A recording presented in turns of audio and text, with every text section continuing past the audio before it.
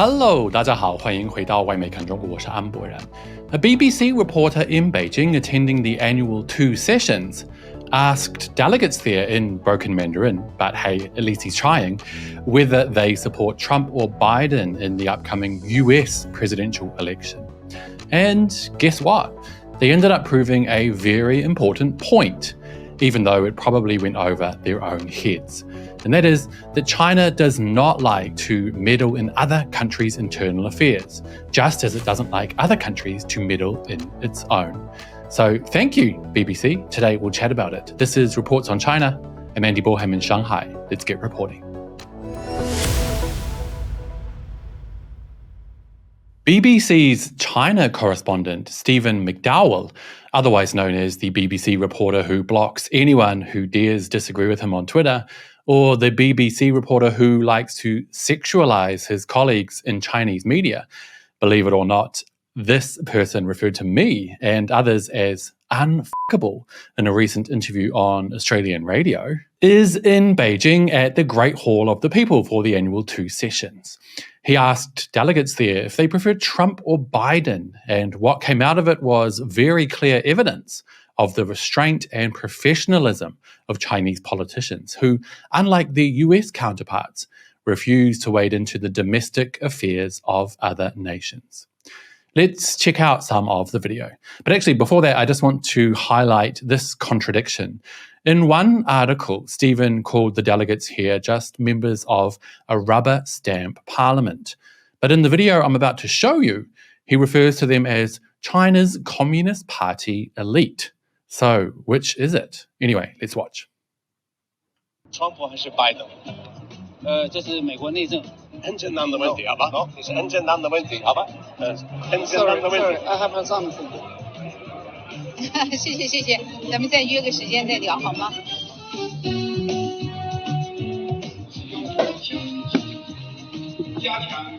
Later this year in the US, they'll choose their new president. What do China's Communist Party elite think of this?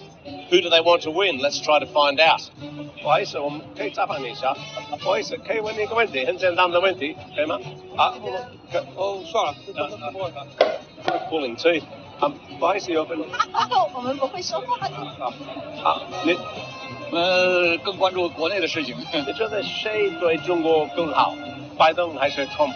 只要为两方面发展都有很大的对共同的这个对世界的发展都有帮助，都很好我觉得都很好不好意思，有1分钟吗？我们可以采访你一下 ，Trump 还是拜登？那这个不太好回答，谢谢。这个会由我们外交部发言人统一回答的，不好意思。但是你没有一个，不好意思。那我希望经济、科技都能有合作，中美双方的关系都能够，不管各个领域我对这不太了解。这个问题我还没有认真想过呢。是吗？中美关系，我想还是大家要共同向着世界的和平发展来协商才能够行，不要挑事太多。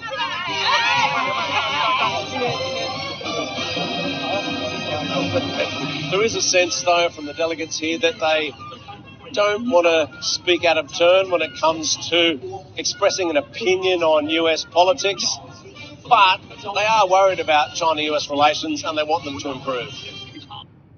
Wow, nice, right? Can you imagine that? A country whose politicians don't enter cheap debates about the governance of other countries, instead choosing to focus solely on their own areas. One delegate specifically mentioned that the question related to American domestic affairs. Another said he's more concerned about what needs to be done here in China.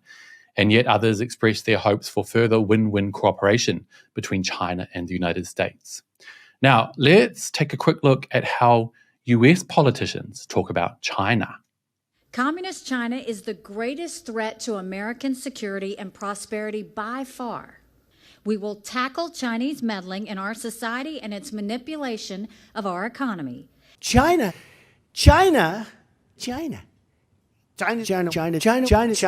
I've been saying China.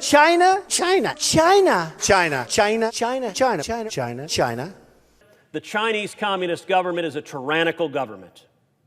China. China's over here. Look at what China's doing. They're learning from China. Mr. President, after today, would you still refer to President Xi as a dictator? This is a term that you used earlier this year. Well, look, he is. I mean, he's a dictator in the sense that he is a guy who runs a country that is a communist country that's based on a form of government totally different than ours. So, which do you prefer? Which country's politicians seem more professional to you? More diplomatic? Is it really necessary for US politicians to concern themselves so much with the internal matters of other countries? Well, here's my 2 cents.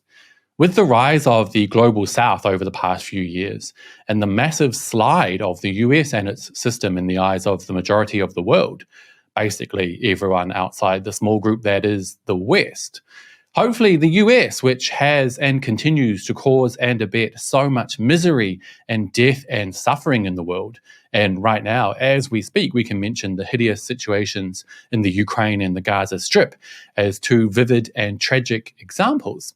Hopefully our new multipolar world will switch to a more peaceful, cooperative world where war and meddling in other countries becomes a thing of the past, and cooperation, discussion, and getting along become the dominant way of relations between nations. Thanks to Stephen McDowell from the BBC, hopefully more people in the West will see that China's government is peaceful and professional. It's not interested in cheap shots, low-quality trash talk and meddling in parts of the world where they have literally no right to meddle. So thank you, Stephen. I'm looking forward to more of your reports from the 2 sessions, which help people around the world see the real China. And I wish you luck with your continued study of Mandarin Chinese. And on that note, that will be it for today, you guys. Thank you so much for watching this far. As always, I'd love to know what you think, so do let me know down below. And don't forget to hit like and subscribe if you haven't already. It really does help the channel. See you all next time. Bye-bye.